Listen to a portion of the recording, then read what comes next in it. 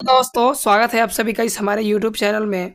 साथियों, आज हम लोग 25 मोस्ट इम्पोर्टेंट क्वेश्चन देखने वाले हैं। तो आप लोग को करना ये है कि वीडियो को शुरू से लेकर अंत तक देखना है और अपना जो है स्कोर कमेंट बॉक्स में ज़रूर बताइएगा साथियों। तो साथियों, पहला क्वेश्चन है, चीनी यात्री फैहान निम्नलिखित में से किसके शासनकाल में भारत आया था? साथियों, ये मोस्ट इंपोर्टेंट क्वेश्चन है और ये क्वेश्चन कई बार एग्जाम में पूछा है। आप लोग को इसे जरूर याद रखना है साथियों। तो साथियों, चंद्रगुप्त द्वितीय के दरबार में साथियों ये आया था, यानी option number C right answer होगा साथियों। आप लोग को साथियों ये याद होंगे। साथियों, यात्री आप लोग को कमेंट बॉक्स में बताना है कि यात्रियों का राजकुमार किसे कहा जाता है। साथियों, अगले प्रश्न की ओर बढ़ते हैं। अगला प्रश्न है, कालिदास की कृति किस कृति की गिनती विश्व की 100 प्रसिद्ध साहित्यिक कृतियों में से होती है साथियों? इम्पोर्टेंट है और साथियों क्वेश्चन बार बार एग्जाम में बनता है, आप लोग जरूर याद रखिएगा साथियों। तो अभिज्ञान शाकुंतलम के लिए यानी option number C right answer होगा साथियों। Option number C right answer होगा, जरूर आप लोग याद रखिएगा साथियों। अगले प्रश्न की ओर बढ़ते हैं। अगला प्रश्न है, चंद्रगुप्त विक्रमादित्य के दरबार में नवरत्नों में सबसे प्रसिद्ध कौन था साथियों? इम्पोर्टेंट है साथियों, क्वेश्चन बनता है, आप लोग जरूर याद रखिएगा साथियों। तो साथियों, इस प्रश्न का जो राइट आंसर होगा ऑप्शन नंबर ए यानी कालिदास, यानी ऑप्शन नंबर ए। अगला प्रश्न, चंद्रगुप्त द्वितीय को विक्रमादित्य क्यों कहा जाता है साथियों? सोचिए आप लोग साथियों। तो साथियों, इस प्रश्न का जो राइट आंसर होगा उसकी उज्जैन शासकों पर विजय के फलस्वरूप, यानी option number A right answer होगा साथियों। अगले प्रश्न की ओर बढ़ते हैं। अगला प्रश्न है, चंद्रगुप्त द्वितीय में के काल में विद्या, कला व साहित्य का महान केंद्र कौन था साथियों? इम्पोर्टेंट है, आप लोग जरूर याद रखिएगा साथियों। तो साथियों, इस प्रश्न का जो राइट आंसर होगा उज्जैन, यानी option number C right answer होगा। अगले प्रश्न की ओर साथियों बढ़ते हैं। अगला प्रश्न है, चंद्रगुप्त द्वितीय की विजयों से उसके साम्राज्य का विस्तार कहाँ तक हो गया? सोचिए आप लोग साथियों। तो साथियों, इस प्रश्न का जो राइट आंसर होगा पश्चिमी समुद्र तट तक, यानी option number A right answer होगा। अगला प्रश्न है, इलाहाबाद के स्तंभ लेख में हरिश्चंद्र ने प्रशंसा किसकी की है साथियों? तो साथियों, समुद्रगुप्त की, यानी भारत का नेपोलियन किसे कहा जाता है साथियों? समुद्रगुप्त को भारत का नेपोलियन कहा जाता है, ये इंपॉर्टेंट है। अगला प्रश्न, समुद्रगुप्त के काल का इतिहास जानने के सबसे महत्वपूर्ण साधन क्या है साथियों?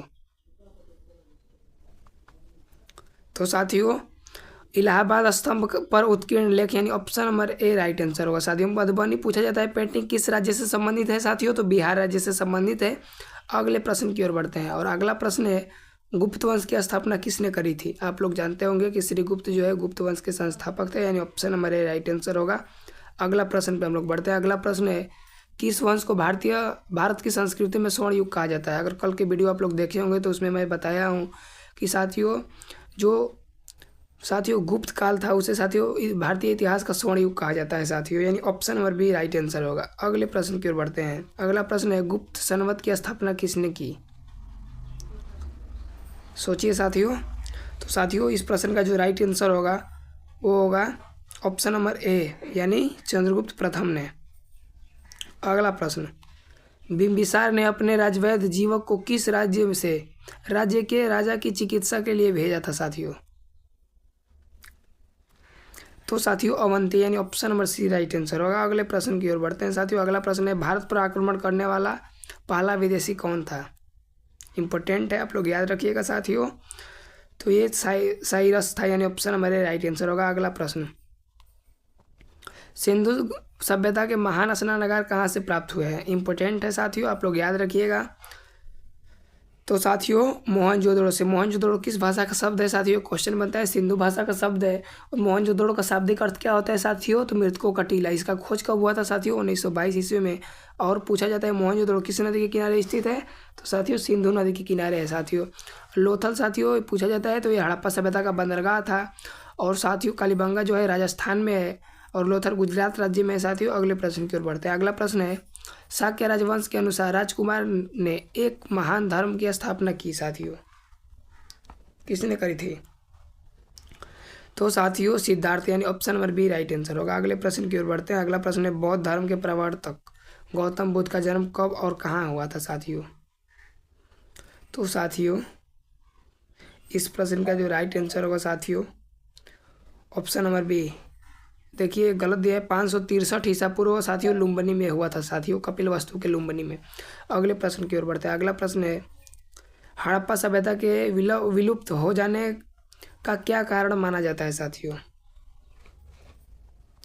तो देखिए साथियों, हड़प्पा सभ्यता के विस्तार के साथ भूमि का उर्वरकता पर निरंतर कम होना, ये सही है। बाढ़ों का आना बिल्कुल सही है।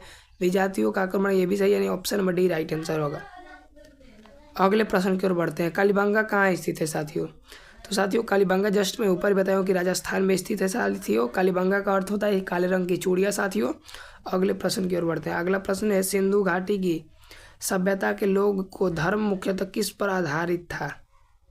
सोचिए आप लोग साथियों। तो साथियों मातृ देवी की ये पूजा अर्चना करते थे, यानी option number C right answer होगा। अगला प्रश्न, हड़प्पा सभ्यता के औजार और अस्त्र मुख्यतः बनाए जाते थे साथियों, किससे? तो साथियों तांबा 3 से कांस्य बनाया जाता था। और पूछा जाता है क्वेश्चन कि हड़प्पा सभ्यता किस युग की सभ्यता है साथियों? तो कांस्य युग की सभ्यता है, और इन सबको लोहा की जानकारी नहीं थी। अगला प्रश्न, अशोक के अभिलेख में उसके किस एकमात्र पुत्र की चर्चा की गई है साथियों? तो देखिए महेंद्र साथियों इनका पुत्र था, और एक पुत्री थी संघमित्रा। इन्होंने बौद्ध धर्म के प्रचार के लिए अपने पुत्र और पुत्री को साथियों श्रीलंका भेजे थे। अगले प्रश्न की ओर बढ़ते हैं भाई। अगला प्रश्न है, जैन ग्रंथों की रचना किस लिपि में हुई थी साथियों? तो साथियों इस प्रश्न का जो राइट आंसर होगा वो प्राकृतिक लिपि, यानी option number A right answer होगा। अगला प्रश्न, वैदिक काल के लोगों ने धातुओं का प्रयोग किया, उनमें से कौन सा पहला धातु था साथियों? तो साथियों तांबा, यानी option number A right answer होगा। अगला प्रश्न, सूर्य देवता सावित्री को संबंधित प्रसिद्ध गायत्री मंत्र किसमें उल्लेखित है साथियों? तो साथियों राइट आंसर होगा ऋग्वेद संहिता में साथियों। वेद कितने हैं? 4 है। ऋग्वेद, सामवेद, यजुर्वेद, अथर्ववेद साथियों। ऋग्वेद साथियों देखिए, सामवेद को भारतीय संगीत का जनक कहा जाता है साथियों। स्त्रियों की निंदा किस वेद में की गई है? तो अथर्ववेद में की गई है साथियों। और सबसे बाद का वेद कौन सा है? तो अथर्ववेद। अगला प्रश्न, वैदिक कालीन नदी परुषणी जिसके तट पर 10 राजाओं का युद्ध हुआ था का आधुनिक नाम क्या है? मोस्ट इंपोर्टेंट क्वेश्चन है साथियों, आप लोग याद रखिएगा साथियों। तो साथियों इस प्रश्न का जो राइट आंसर होगा रावी, यानी option number B right answer होगा साथियों। तो साथियों वीडियो कैसा लगा जरूर कमेंट बॉक्स में बताइएगा। बहुत बहुत धन्यवाद।